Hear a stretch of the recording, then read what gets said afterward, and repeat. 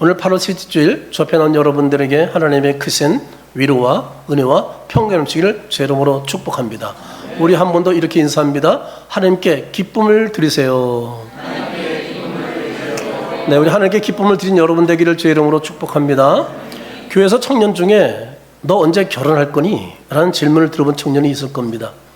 빨리 좋은 사람 만나야지 라는 말이나 명절에 본가 친척들을 만나면 너 언제 결혼할 거야? 아직 혼자야? 빨리 가야지. 이런 말을 듣기도 합니다. 그래서 아예 명절날 그 소리 듣기 싫어서 고향에 안 가는 사람도 있습니다. 그런데 가만히 생각해보면 이상합니다. 왜 사람들은 결혼에 그렇게 집착할까요? 결혼하면 인생이 완성되는 건가요? 반대로 결혼하지 않으면 인생이 불완전해지는 건가요? 귀한 여러분, 오늘은 좀 편안한 마음으로 제가 드리는 중요한 질문을 잠시 묵상해 보기 바랍니다. 사람은 반드시 결혼해야 하나요? 청년들에게 이 질문을 던지면 다양하게 답이 올 겁니다. 예, 결혼해야죠 하는 청년이 있을 겁니다. 결혼을 꼭 해야 되는지는 모르지만 좋은 사람 만나야죠. 또 어떤 사람은 결혼을 꼭 해야 할 필요는 없지 않나요? 이렇게 대답하는 청년도 있을 겁니다. 그런데 사실 좀 더 본질적인 질문이 있습니다. 성경은 결혼에 대해서 무엇이라고 말씀하고 있나요? 더 근본적인 질문입니다. 하나님께서 우리를 권하신 목적이 결혼인가요? 아니면 하나님을 기쁘시게 하는 건가요? 지금부터 우리 청년들이 여러분 수련에서 듣고 싶은 질문 5가지를 저한테 줬습니다. 근데 너무 많기 때문에 양이 제가 주일날 오늘 하나 하고 월요일날 새벽에 1개 2단에 대해서 말씀해요. 2단에 대해서 합니다. 그거는요. 그리고 이제 강의 때는 제가 3가지를 오늘 할 거예요. 근데 청년들이 결혼에 대한 3가지 질문했어요. 결혼에 대해서 한 주제에 대해서. 첫째, 그리스도는 반드시 결혼해야 하나요? 두 번째, 그리스도의 결혼은 필수인가요? 세 번째, 독신으로 살아도 괜찮나요? 다 자기 속에 있는 것들이 다 나온 거예요. 신앙적으로 문제가 없나, 독신이? 그럼 지금부터 이 질문에 대해서 하나씩 껍질을 벗겨가면서 설명을 드리겠습니다. 첫째, 그리스도인은 반드시 결혼해야 하나요? 먼저 답을 드리겠습니다. 노입니다. 결혼은 모든 그리스도에게 주어진 의무는 아닙니다. 창세기 보면 좀 여러분 이 말이 지금 얘기한 것이 다소 의아하게 들릴 수도 있을 겁니다. 왜냐하면 성경은 결혼을 너무 매우 중요하게 다루고 있기 때문입니다. 그런데 창세기 보면 하나님께서 남자와 여자를 창조하시고 결혼을 제정하신 것은 분명한 사실임에 틀림없습니다. 하나님이 아담에게 말씀하셨습니다. 창세기 2장 18절 하반절입니다. 같이 한번 읽어볼까요? 사람이 혼자 사는 것이 좋지 아니하니 내가 그를 위하여 얻는 배필을 지으리라. 네, 결혼은 하나님이 친히 제정하신 제도입니다. 따라서 결혼은 인간이 만들어낸 문화가 아니라는 겁니다. 하나님께서 준비하신 귀한 선물입니다. 그러나 반드시 구분해야 할 점이 있습니다. 결혼이 좋은 제도라는 점과 모든 사람이 반드시 결혼해야 한다는 점은 다른 개념이라는 겁니다. 창세기 2장 24절도 우리 같이 읽어보겠습니다. 사람이 부모를 떠나 그의 아내와 합하여 둘이 한 몸을 이룰지로다. 결혼은 인간이 임으로 만든 제도가 아닙니다. 하나님께서 창조 때 주신 좋은 질서입니다. 그러나 성경 어디에도 모든 그리스도는 반드시 결혼해야 한다라고 명시된 곳은 없습니다. 오히려 예수님께서는 독신에 대해서 말씀하셨습니다. 마태복음 19장 12절을 우리 같이 읽어보겠습니다. 어머니의 태로부터 된 보좌도 있고 사람이 만든 보좌도 있고 천국을 위하여 스스로 된 보좌도 있도다. 이 말을 받을 만한 자는 받을지어다. 여기 세 부류의 고자가 나옵니다. 첫째, 어머니 태로부터 난 고자가 있습니다. 태어날 때부터 결이나 성적인 관계를 정상적으로 할 수 없는 사람 말입니다. 아예 그것이 없이 태어난 사람도 있을 수가 있습니다. 두 번째, 사람이 만든 고자입니다. 당시 왕궁이나 특정 직무를 위해서 거세되어 가지고 고자가 된 사람들이 있습니다. 사도행전 8장 27절 상반절을 같이 읽어보겠습니다. 에티오피아 사람 곧 에티오피아 여왕 칸닥의 모든 국고를 맡은 관리. 내시를, 여기 내시는 고대 왕궁에서 왕비나 후궁을 가까이서 시중드는 사람이잖아요. 그래서 남성의 생식 기능을 아예 제거해 버렸습니다. 왜냐면 불미스러운 일이 일어날 수도 있고 감히 왕의 여인들을 건드릴 수 있기 때문에 그렇습니다. 세 번째, 천국을 위해서 스스로 고자된 사람이 있습니다. 천국복을 위해서 결혼하지 않고 독신으로 살아가는 사람 말입니다. 자, 그러면 질문합니다. 1, 2, 3번 중에 사도 바울은 어디에 해당이 되나요? 3번입니다. 고린도전서 7장 7절 보겠습니다. 같이 읽어봅니다. 나는 모든 사람이 나와 같기를 원하노라. 그러나 각각 하나님께 받은 자기의 은사가 있으니 이 사람은 이라고 저 사람은 저라. 바울은 독신자였습니다. 그런데 이 말씀에서 가장 중요한 단어가 은사라는 단어입니다. 어떤 사람은 결혼에 은사가 있다는 겁니다. 어떤 사람은 독신에 은사가 있다는 겁니다. 즉 각자에게 결혼과 독신 등 다른 은사가 있음을 인정해야 하는데 이것은 영적인 우열을 말하는 것이 아닙니다. 특히 바울은 독신자로서 자신의 장점을 이렇게 설명합니다. 고린도전서 7장 32절을 우리 같이 읽어보겠습니다. 너희가 염려 없기를 원하노라. 장가가지 않은 자는 주의 일을 염려하여 지혜하여 주를 기쁘게 할까. 자, 가족병이 없으니까 주의 일에 더 집중할 수 있었다는 겁니다. 중요한 것은 결혼했느냐 안 했느냐가 아니라 우리의 삶으로 하나님을 어떻게 섬길 것이냐라는 겁니다. 일반적인 예를 든다면 어떤 사람은 가정의 울타리 안에서 배우자를 사랑합니다. 자녀를 양육합니다. 그래서 하나님을 섬기는 것이 아름다운 소명일 수 있습니다. 반면에 어떤 사람은요, 결혼하지 않고 구제, 봉사, 선교, 자기 하고 싶은 대로 마음대로 하잖아요. 혼자니까. 섬김, 해외도 나가고 선교, 전도하러 다니고 할 수 있잖아요. 그래서 하나님의 사역에 더 집중할 수가 있습니다. 질문합니다. 이 둘 중에 어느 것이 거룩한 하나님의 사역입니까? 어떤 것이 더 하나님의 거룩한 사역이라고 생각이 되십니까? 답은 몇 번입니까? 둘 다입니다. 하나님의 뜻에 순종하는 삶이 거룩한 하나님의 사역입니다. 7절 하반절을 우리 다시 한번 보겠습니다. 7절 하반절입니다. 그러나 각각 하나님께 받은 자기 뭐라고요? 은사가 있으니 이 사람은 이러하고 저 사람은 저러해라. 바울은 결혼과 독신 모두가 하나님께서 허락하신 삶의 방식이라는 겁니다. 바울 자신도 결혼하지 않은 상태로 복음을 전했습니다. 예수님 또한 결혼하지 않고 복음을 평생 전했습니다. 예수님이 결혼하지 않으셨지만 완전한 삶을 사셨습니다. 따라서 우리는 이렇게 말할 수 있습니다. 결혼 여부가 인간의 완전성을 결정하지 않는다는 겁니다. 이는 매우 중요한 진리입니다. 우리 청년들에게 질문해 보겠습니다. 사람은 결혼해야만 행복할까요? 자기 부모를 보고 많이 생각을 할 거예요. 어휴, 저렇게 살면 나 안 살아. 그래서 부모를 보고 결혼을 포기한 사람들이 있습니다. 어떤 가정은 부모의 삶을 통해서 결혼을 해야 되겠다는 생각을 한 사람이 있습니다. 그 어떤 사람은 자기 아버지를 흠모하면서 아버지 같은 사람 만나겠다는 사람이 있습니다. 어떤 자기 어머니 때문에 우리 엄마 같은 여자를 만나야지 하는 사람이 있습니다.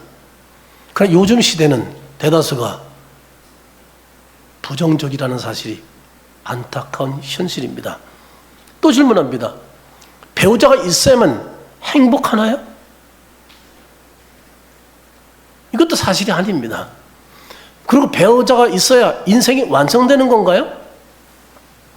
결혼해야만 하나님께 인정받을 수 있는 건가요? 다 노입니다. 인간의 완전함은 결혼이나 배우자가 아니라 예수 그리스도 안에서 이루어진다는 사실을 믿으시기 바랍니다. 그런데 왜 결혼이 필수처럼 느껴지는가? 이 사회 오랜 문화적 흐름 때문에 그렇습니다. 인간의 삶이 그렇게 되어 왔습니다. 태어나면은 열심히 공부해서 학업해서 대학 들어가야 되죠. 또 대학 졸업하면 뭐예요? 취업해야 되죠. 취업하면 뭐래야 돼요? 결혼해야죠. 결혼하면 또 뭐예요? 애 낳아야 되죠. 또 양육해야죠. 그리고 어떻게 해요? 주택 마련해야 되죠. 그리고 또 살아. 이게 인생살이처럼 아주 느껴져 버리고 그렇게 고차가 돼 버렸어요. 그러니까 그 순서 따라가지 않으면 이산처럼 되는 사회가 되고 만 거예요. 그러니까 당연히 졸업하면, 취업하면, 결혼하지 않으면 주변에 자꾸 괜히 시비 걸어요. 왜 안 하냐고. 왜 만나지 않냐고. 그게 정상적인 일처럼 느껴지게 됐거든요. 그게 마치 성경적인 것처럼 말이죠. 결혼하지 않으면 이런 질문을 듣게 됩니다. 왜 아직도 결혼 안 했어? 너 눈이 너무 높은 거 아니야? 아니면 너 어떤 몸에 문제가 있어? 결혼하지 않는 것 때문에 별의별 얘기를 다 합니다. 살다 보니까 아무것도 아니야. 그냥 조금 낮춰서 보고 결혼해. 눈 좀 낮춰. 그런 얘기 해야 안 해요? 특히 나이가 30 넘어가기 시작하면 그런 얘기 한다 안 한다? 35세 넘어가면 더 말할 거 없고 40 넘었다? 대충 해 그냥. 보지 마. 아무것도 보지 마. 그냥 교회 왔다 갔다 하는 거 같으면 그냥 해. 아이고, 그렇죠? 마치 결혼이 필수 과목처럼 얘기한다는 사실입니다. 교회에서도 마찬가지입니다. 기도 많이 해야 돼. 저 같으면 구체적으로 기도해. 그렇죠? 결혼을 위해서. 제가 얘기하잖아요. 결혼할 대상자를 위해서 할 사람들 말하는 거예요. 구체적으로. 저는 머리카락까지 얘기했다고 그랬잖아요. 피부까지 얘기하고 말이죠. 키까지 별의걸 다 얘기했다고 그랬잖아요. 좋은 사람 만나야지. 특히 믿음 좋은 사람. 그리고 이제 좀 너무 오래된 사람 보면 하나님이 예배 넣으실 거야. 위로하면서. 꼭 안 가면 안 되는 것처럼 말이죠. 교회에서도 그런 분위기 자꾸 만든단 말이에요. 그러나 성경은 결혼 여부를 신앙의 기준으로 삼지 않는다는 사실입니다. 결혼 여부는 신앙의 성숙도를 판단하는 기준도 아닙니다. 그러므로 이제는 왜 아직도 결혼하지 않니? 라는 질문 자체는 현대에 맞지 않는 질문입니다. 여러분, 우리는 언제 결혼할 거니?가 아닌 어떻게 하나님을 기쁘시게 할 거니? 라는 질문을 할 수 있기를 축복합니다. 두 번째, 그리스도에게 결혼은 필수인가요? 결혼 필수가 아닙니다. 하나님의 좋은 선물이고 소명일 뿐입니다. 창세기 2장 1절을 같이 읽어보겠습니다. 사람이 혼자 사는 것이 좋지 아니하니 내가 그를 위하여 돕는 배필을 지으리라. 결혼은 외로운 아담을 위해서 주신 하나님의 선물입니다. 결혼 분명히 좋은 겁니다. 성경은 결혼을 결코 가볍게 다루고 있지 않습니다. 성경 잠언에서 아내를 얻는 걸 하나님의 복으로 말씀하고 있습니다. 잠언 18장 22절을 한번 보시기 바랍니다. 같이 읽습니다. 아내를 얻는 자는 복을 얻고 여호와께 은총을 받는 자니라. 그럼요. 아내를 얻는 게 뭐라고요? 복이라고 분명히 말씀하고 있어요. 여호와께 은총을 받는 자라고 말하고 있다는 사실이에요. 결혼 필수는 아니지만 하나님께 주신 중요한 선물이며 삶의 부르심 중에 하나인 축복입니다. 그러므로 결혼 자체를 가볍게 생각해서는 안 됩니다. 에베소서 5장은 결혼을 그리스도와 교회의 관계로 상징하고 있습니다.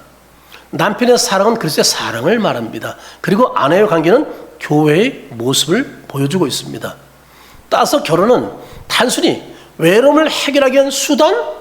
외로우니까 짝꿍 만나야지? 그런 게 아닙니다. 애를 가져야 되니까, 애 낳아야 되니까 출산하는 과정으로 결혼해요? 아닙니다. 사회적 기대를 충족시키기 위해서 하는 선택이 아닙니다.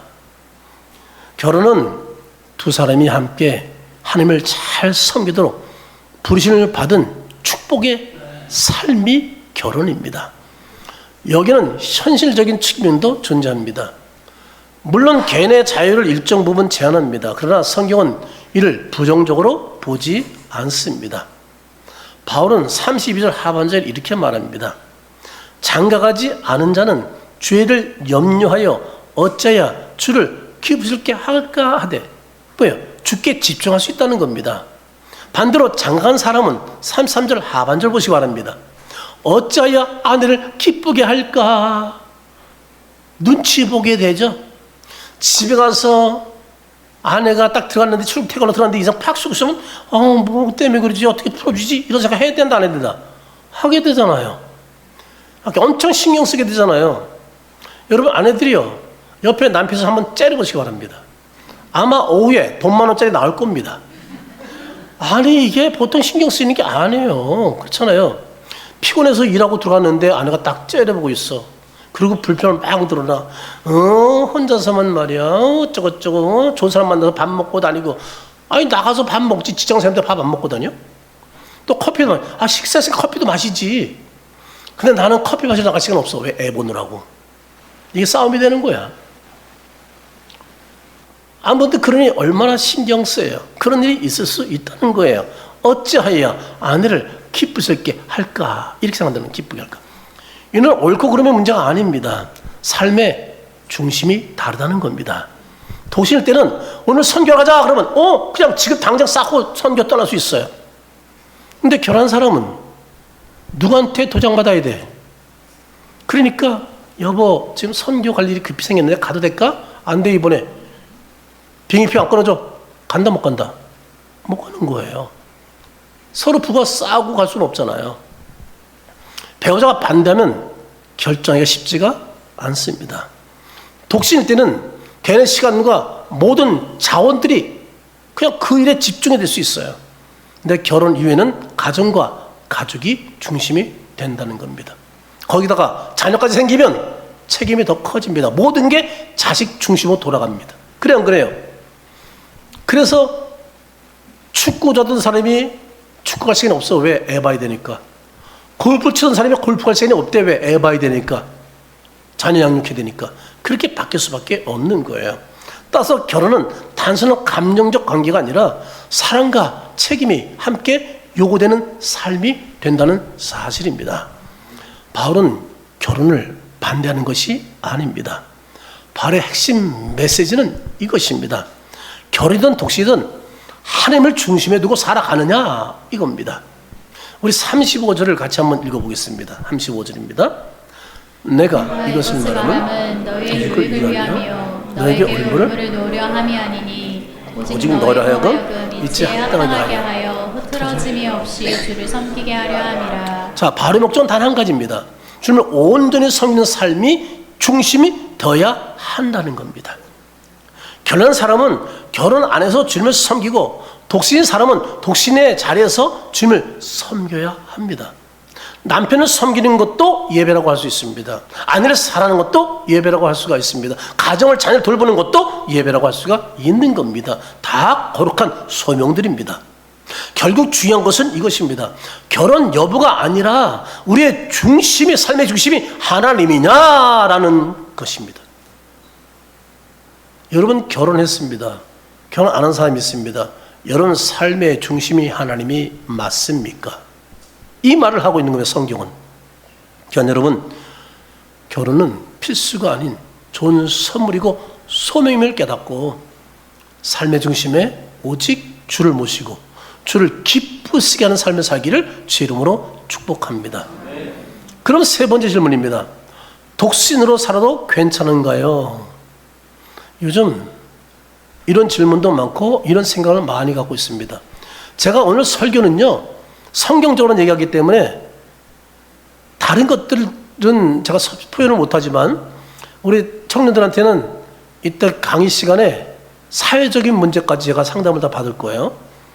그리고 그런 궁금한 것들이 많이 있을 거예요. 그리고 특강 중에 믿지 않는 사람과 결혼하는 것에 대한 질문이 왔어요. 제가 그것은 특강 중에 말씀을 드릴 거예요. 바울의 핵심 뭐가 중요하다고요? 네. 하나님을 중심에 두고 살아가는 것이 중요하다고 말씀드렸습니다. 자, 그러면 독신으로 살아도 괜찮은가? 답은 뭐예요? 예스입니다. 성경적으로 가능합니다. 다만 저게 중요한 조건이 하나 있습니다. 우리가 결혼하기 싫어서 독신으로 사는 것, 누가 보니까 불행하게 사는 것 같으니까 그래서 이성 좋은데 독신으로 사는 것과 하나님께 주신 소명 때문에 독신으로 사는 것은 전혀 차원이 다르다. 반드시 구별해야 한다는 겁니다. 바울은 고린도전서 7장에서 독신을 적극적으로 건정하는 것을 봅니다. 다시 한번 보겠습니다. 고린도서 7장 8절 말씀 같이 읽어보겠습니다. 내가 변하지 않은 자들과 과부들에게 이르노니 나와 같이 그냥 지내는 것이 좋으니라. 그리고 그 이유를 설명합니다. 32절 다시 한번 또 읽어봅니다. 다 같이 시작.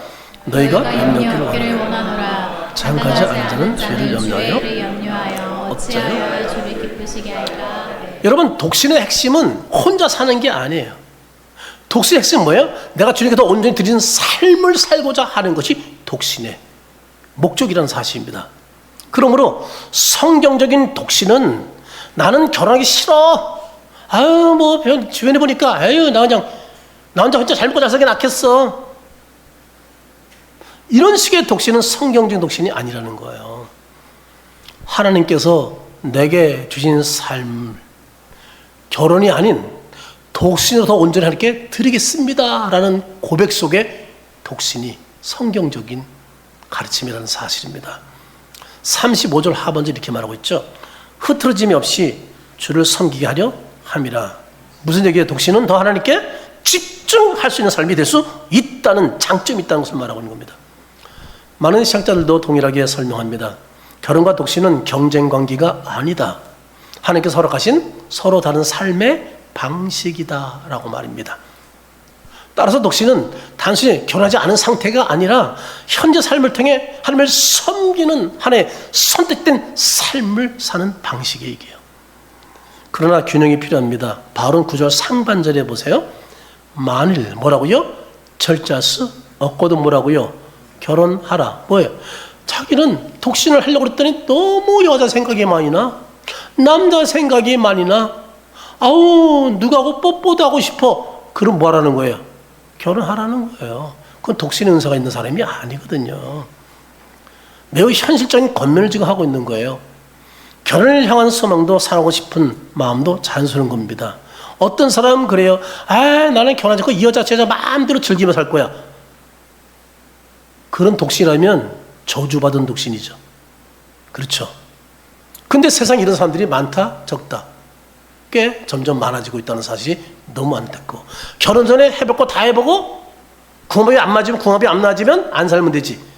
궁합은 여론이 맞추는 게 아니에요. 하나님이 맞춰주시는 것이지. 근데 다 해보고 하겠다는 거 완전히 세속적인 방법이죠. 사탄적인 발상이란 말이에요. 이런 유혹에 넘어가서는 안 된다는 겁니다. 중요한 것은 이겁니다. 결혼이든 독신이든 그것이 우상이 되어서는 안 된다는 겁니다. 만일 결혼한 사람이 내 배우자가 내 삶의 전부다라고 생각한다면 배우자가 하나님 자리에 앉아 있는 겁니다. 반대로 독신인 사람이 나는 누구에도 속하지 않고 난 자유롭게 막 살겠어 라고 한다면 자신이 하나님이 된 교만입니다. 따라서 핵심은 결혼 여부가 아닙니다. 우리의 삶의 주인이 하나님이 맞느냐라는 문제라는 사실입니다. 그러면 바울은 왜 독신을 강조했는가? 당시 고린도 교회가 여러 가지 혼란 속에 있었습니다. 그 당시 고린도는요, 무역도시입니다. 그리고 활락도시입니다. 음란한 도시입니다. 교회 안에도 이런 것이 막 들어왔습니다. 그런 도시였어요.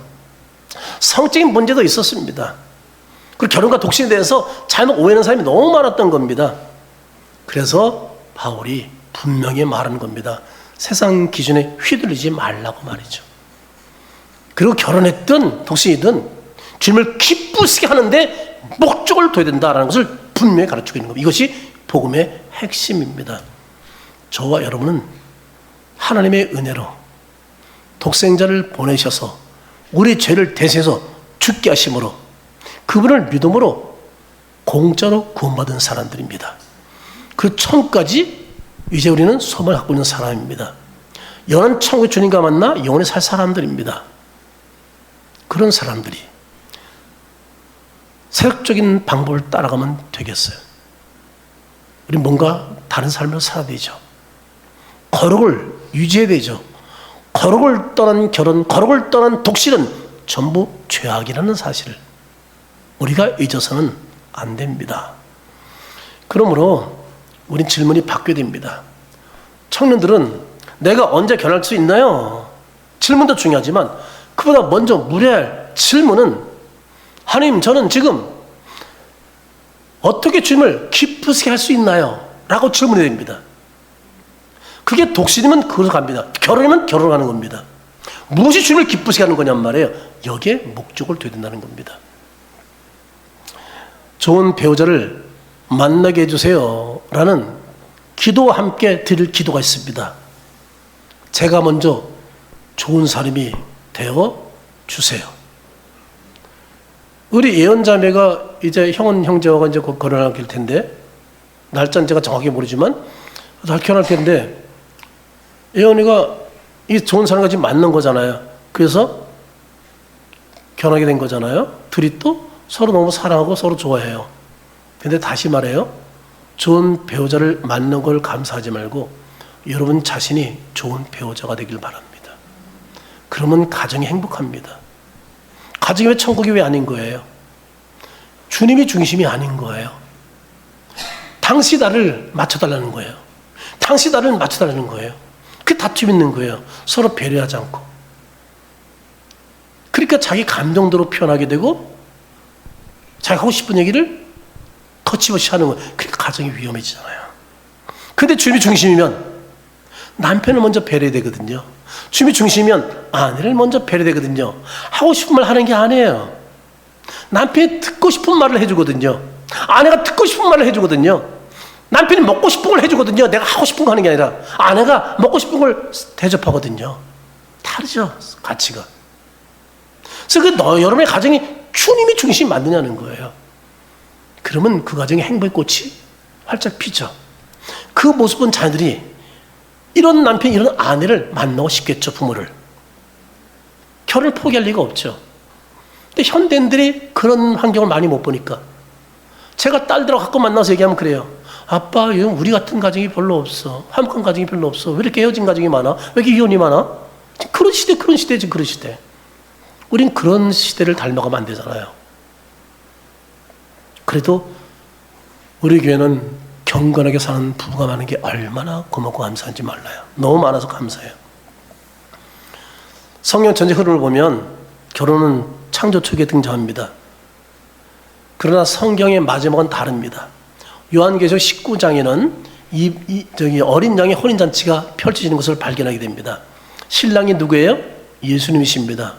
신부가 누구예요? 교회, 즉 믿는 무리들입니다. 분명 메시지를 전달합니다. 지상의 결혼의 인생의 긍정적인 목적은 이 땅의 결혼이 아니에요. 예수님께서도 부활 이후, 승천 이후에 결혼이 없다고 말씀하셨어요. 천국에 결혼 없습니다. 여기 같이 오래 살아서 정들었던 사람 천국에서 만나서 다시 사는 거 아니에요. 천국은 오직 누구 신부밖에 없어요? 예수님의 신부밖에 없습니다. 신랑 예수밖에 없다는 말입니다. 여러분, 그래서 결혼은 더 큰 실제를 가르치는 그림자예요. 가리키는 그림자. 뭘요? 더 큰 실제는 예수님과의 영원한 결혼입니다. 혼인식입니다. 그게 천국에서 있는 겁니다. 우리 모두 그분의 신부로서 살게 될 겁니다.